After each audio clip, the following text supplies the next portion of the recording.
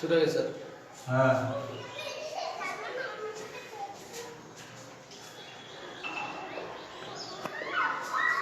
এখন আমাকে চলে যেতেই হয়।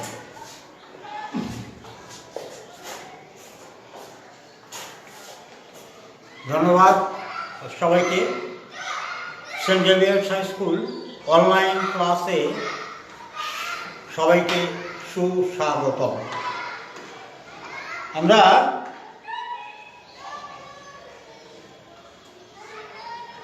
গত ক্লাসে বিজ্ঞানের অষ্টম শ্রেণী বিজ্ঞানের 14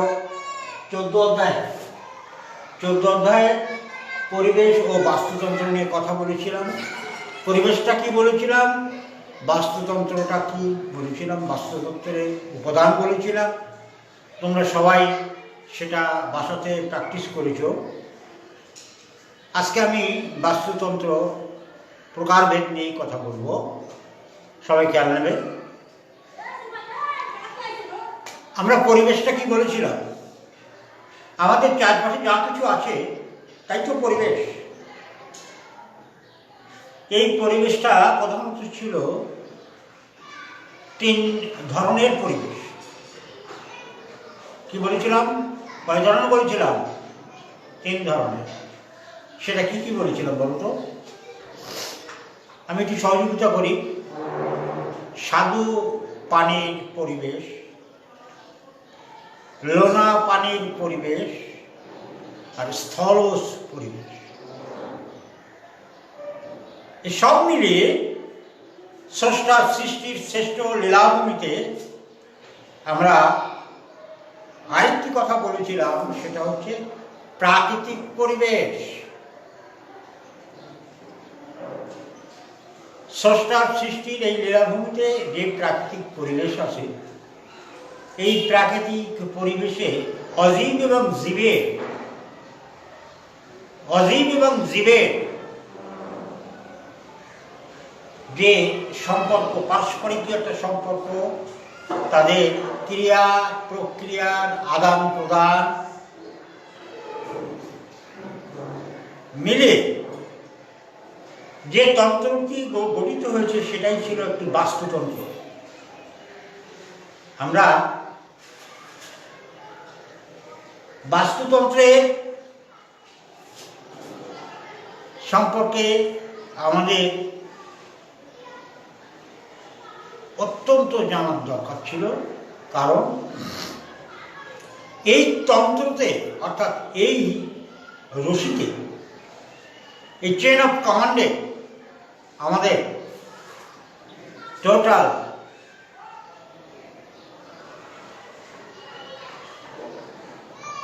পরিবেশটা বিদ্যমান। আমরা এই বাস্তুতন্ত্রের আজকে সেই প্রকারভেদ নিয়ে কথা বলছি। বাস্তুতন্ত্রটা ছিল অজীব এবং জীবের ভিতরকার একটি পারস্পরিক সম্পর্ক। সেখানে ছিল উৎপাদক, যে নিজেই উৎপন্ন করে। কে বলতো?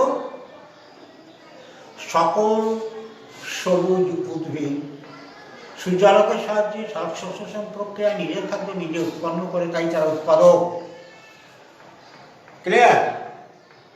এরপরে আসছি আমি এই উৎপাদক সৃষ্টির এই লীলাভূমিতে বাস্তুতন্ত্রটা আমরা প্রধানত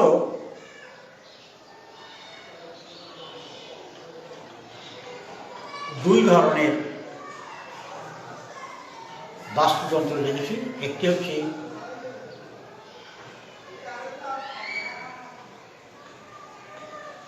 মরুভূমির একটি বাস্তুতন্ত্র, আর একটা বনভূমির একটা বাস্তুতন্ত্র। কয় ধরনের? 2 ধরনের। একটা বনভূমি, আরেকটি হচ্ছে মরুভূমি। এই বনভূমিতে যে বাস্তুতন্ত্র তৈরি হয় সেখানে উৎপাদক আছে, প্রথম স্তরের খাদক আছে, দ্বিতীয় স্তরের খাদক আছে, তৃতীয় স্তরের খাদক আছে, আবার সর্বভূক আছে, আবার বিয়োজক আছে। এই বনভূমিতে এরপরে আসছি মরুভূমিতেও ঠিক একই প্রকারের, সেখানেও অধিক এবং দেব অত্যন্ত ওতপ্রোতভাবে মিলেমিশে অবস্থান করেছে। মরুভূমির বাস্তুতন্ত্রটা আরেক ধরনের। তো আমরা বনভূমির বাস্তুতন্ত্র নিয়েই কথা বলবো।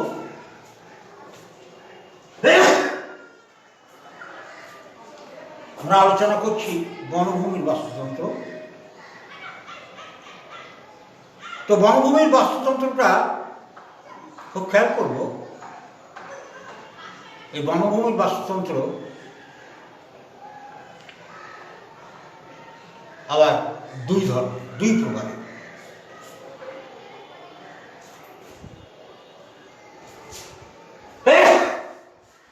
সেটা কেমন? সেটা হচ্ছে এমন, এক নম্বর হচ্ছে সিলেট বা পার্বত্য চট্টগ্রামের একটা বনভূমি অঞ্চল।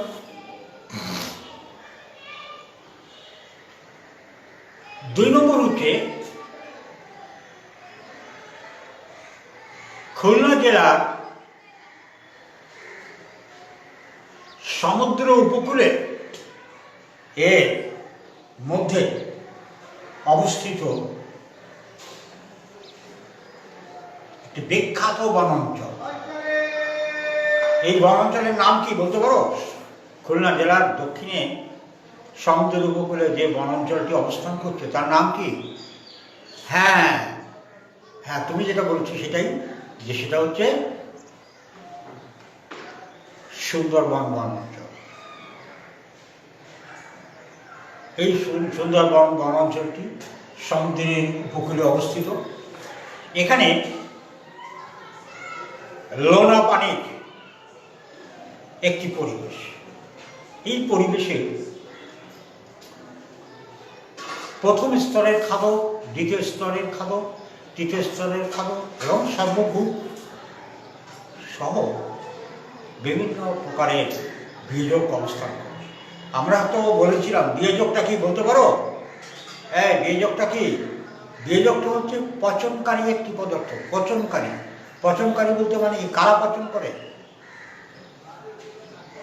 ব্যাকটেরিয়া, ভাইরাস, ছত্রাক, এরা অণুবীজ, এরা অণুজীব। অণুবীজ নয়, অণুজীব। এরা অণুবিজ্ঞান যন্ত্রের সাহায্যে এদেরকে দেখা হয়, তাই এরা অণুজীব। আমরা এই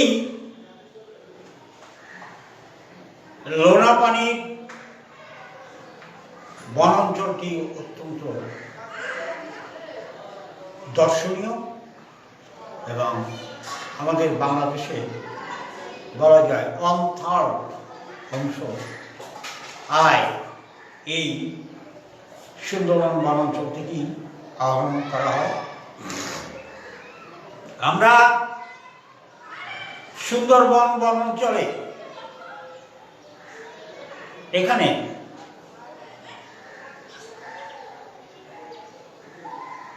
লোনা পানি অবস্থান সমুদ্র উপকূলে, সে কারণে এখানে এই সুন্দরবনের মাটি কর্দমাক্ত, কাদা এবং এঁটেলও, যার ফলে এখানকার উদ্ভিদের যে সকল সবুজ উদ্ভিদ জন্মায়, সেই উদ্ভিদের আমরা সাধারণত দেখেছি যে উদ্ভিদের মূল সাধারণত কোথায় থাকে? মাটির নিচে, মাটির নিচের দিকেই যায়। আমরা স্বাদু পানির যে সকল উদ্ভিদ জন্মগ্রহণ করতে দেখেছি, সেখানে সেই মূল, উদ্ভিদের মূলটা কোথায়? মাটির নিচে যায় না? মাটির নিচে যায়। কিন্তু একটা মজার ব্যাপার, এই লবণাক্ত সুন্দরবন অঞ্চলে সবুজ উদ্ভিদে মূলটা মাটির নিচে সব যায় না। এই উদ্ভিদ বেঁচে থাকার জন্য, অক্সিজেন নেওয়ার জন্যে, অক্সিজেন কার্বন ডাইঅক্সাইড সে নেওয়ার জন্যে এবং অক্সিজেন ছাড়ার জন্যে বেশিরভাগ মূল মাটির উপরে চলে আসে। কারণ মাটি সুন্দরবনের বনাঞ্চলের ভিতরে, বনের ভিতরে, সেখানকার মাটি অত্যন্ত এঁটেলো এবং কর্দমাক্ত। হিউমাস নেই বললেই চলে, থাকলেও খুব কম। ফলে মাটির ভিতরে অক্সিজেন সরবরাহ করতে পারে না। সে কারণে এই মূলের ছোট ছোট মূল ওঠে, এই মূলের মাথায় ছোট ছোট ছিদ্র থাকে। উদ্ভিদ এই ছিদ্র দিয়ে শ্বসন কার্য সম্পন্ন করে। শ্বসন কার্য, উদ্ভিদের শ্বসন কার্য কি? সে কার্বন ডাইঅক্সাইড গ্রহণ করে আর অক্সিজেন ত্যাগ করে। আমরা সেই অক্সিজেন নেই, আমরা কার্বন ডাইঅক্সাইড ত্যাগ করি। সেক্ষেত্রে দেখা যায় এই একটি চমৎকার চিত্তাকর্ষক এই বনভূমিটি, সুন্দরবনকে আমরা ম্যানগ্রোভ বনাঞ্চল নামেই আখ্যায়িত করছি। ম্যানগ্রোভ, সুন্দরবনটি ম্যানগ্রোভ বনাঞ্চল। এখানকার সুন্দরবনে উদ্ভিদের দিক দিয়ে যে সকল উদ্ভিদ পাওয়া যায়, গেওয়া, গরান, সুন্দর গাছ, কাঁকড়া, বাইন গাছ, গোল গাছ, গোল পাতা, এগুলো সুন্দরবন অঞ্চলে পাওয়া যায়।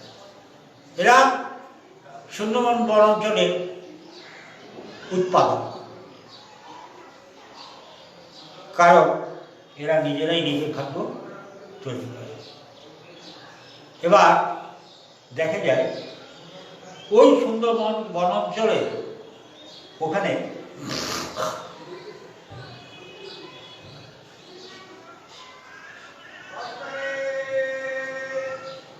আমরা বলেছি যে এই বাস্তুতন্ত্রটা দুই ধরনের, একটা স্থলজ, আরেকটি হচ্ছে জলজ। স্থলজের ভিতরে আসছি বনাঞ্চল আর মরু অঞ্চল। তো সুন্দরবনে আমরা বিভিন্ন প্রকৃতির উদ্ভিদ আমরা নাম শুনেছি, গেওয়া, গরান, সুন্দরী, বাইন, কাঁকড়া সহ গোলপাতা এবং বিভিন্ন ধরনের উদ্ভিদ, ওখানে সবুজ উদ্ভিদ পাওয়া যায় এবং এগুলো নাম করা। প্রাণী হিসেবে ওর ভিতরে পাওয়া যায় বিভিন্ন ধরনের পোকামাকড়, তারপর সেখানে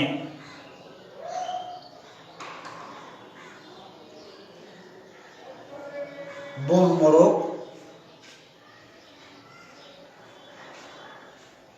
তারপরে হচ্ছে সেখানে পাওয়া যায় বক, সারস, তারপরে প্রাণীদের মধ্যে হরিণ, বাঘ, বন শূকর, এই ধরনের পাওয়া যায়। আমরা বাস্তুতন্ত্রে দেখেছিলাম উৎপাদক, প্রথম স্তরের খাদক, দ্বিতীয় স্তরের খাদক, তৃতীয় স্তরের খাদক, তারপরে ছিল সর্বভূক। তো উৎপাদক হিসেবে আমরা দেখেছি এই সবুজ উদ্ভিদগুলো, আর প্রথম স্তরের খাদক এই সকল সবুজ উদ্ভিদকে ফড়িং, পোকামাকড় এগুলো খায়, এরা প্রথম স্তরের খাদক। দ্বিতীয় স্তরের খাদক বক, সারস, বিভিন্ন ধরনের পাখি।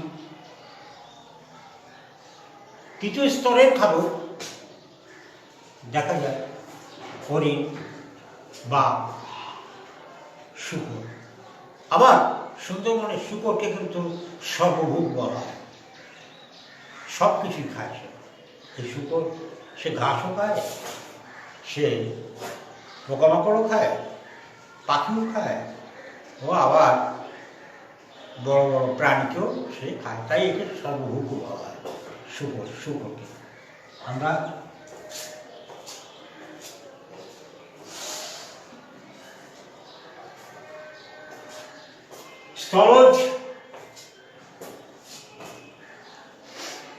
স্থলজ, এই বাস্তুতন্ত্রের ভেতরে চমৎকার একটি নিদর্শন সুন্দরবন বাস্তুতন্ত্রটা। এরপরে আসছি আমি জলজ বাস্তুতন্ত্র।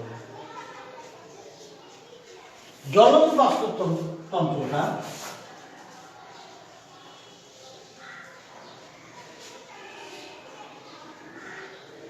জলজ।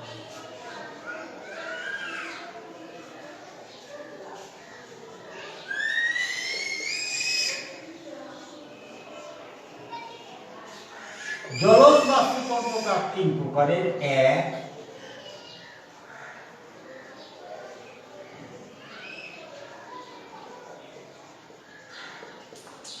পুকুরের বাস্তুতন্ত্র।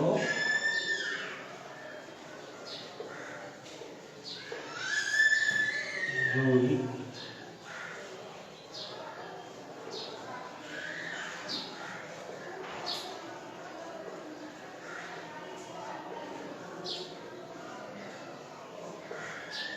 নদ নদীর বাস্তুতন্ত্র। তিন,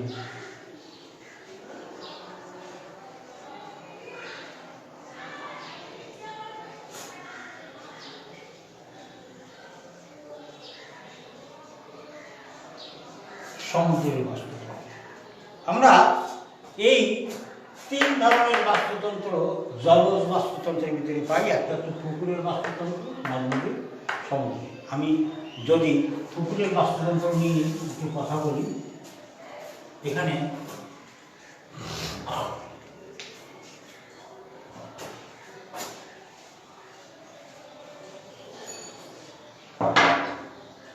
যদি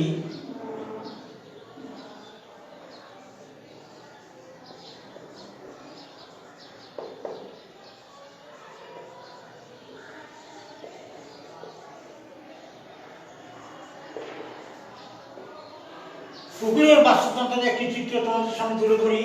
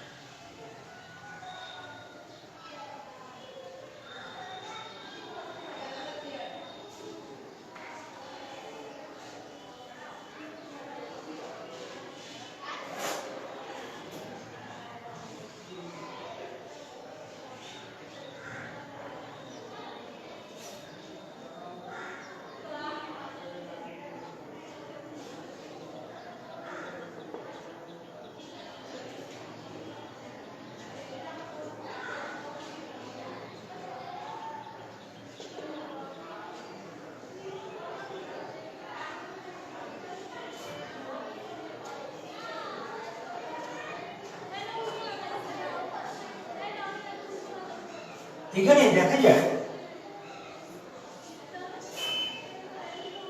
আমরা এটা একটি উৎপাদক,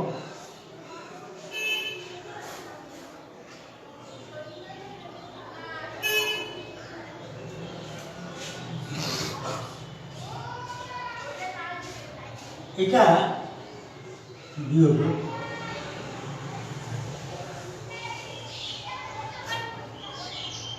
এটা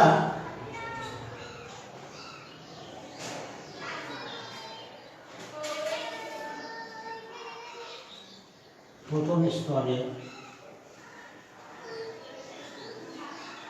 খাবো, এটা দ্বিতীয় স্তরে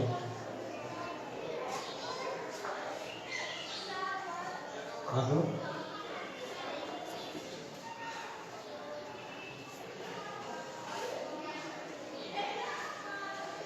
তৃতীয় স্তরে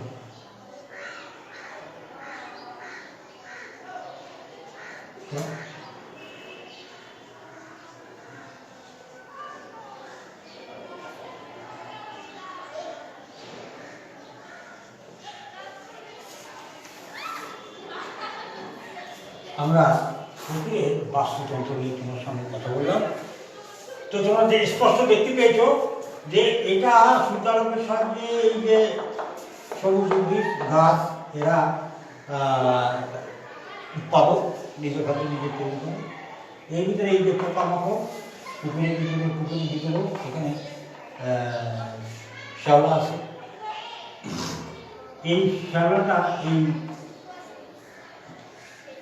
পোকাকে খাচ্ছে, সেই পোকা প্রথম স্তরে খাবে, পোকাকে খাচ্ছে মাছ, মাছ দ্বিতীয় স্তরে খাবে। এগুলো হচ্ছে আবার বিয়োজক, এগুলো বিয়োজক, এরা অনুজীব পছন্দ করে। এই মাছ আবার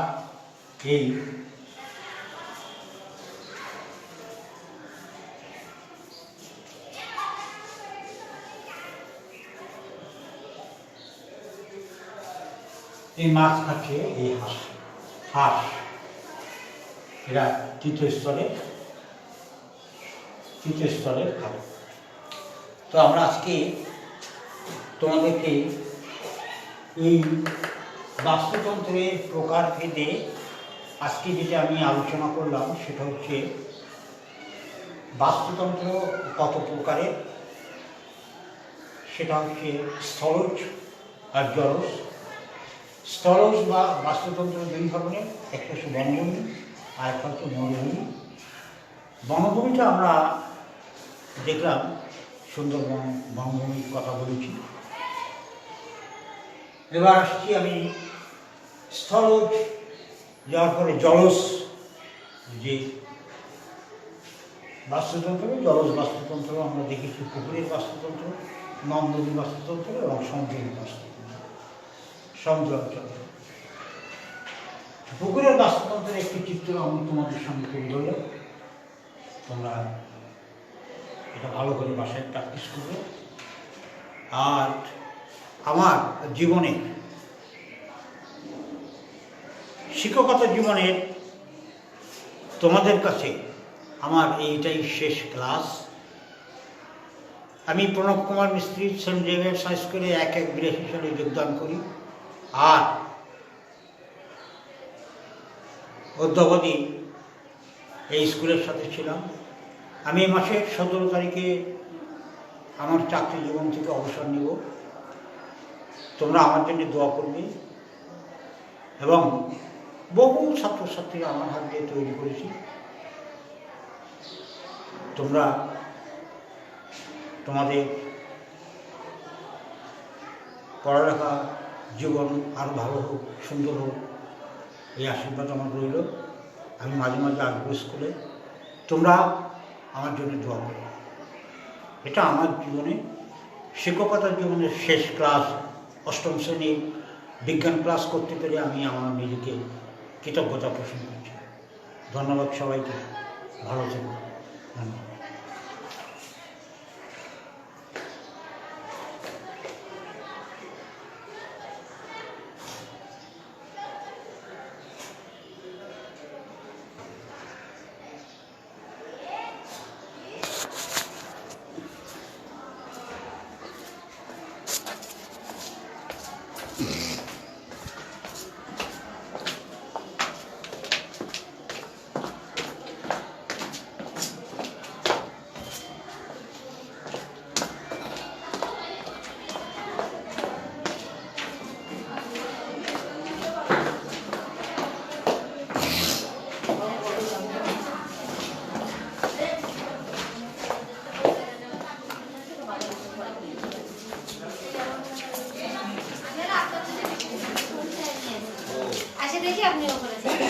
কর শেষ কর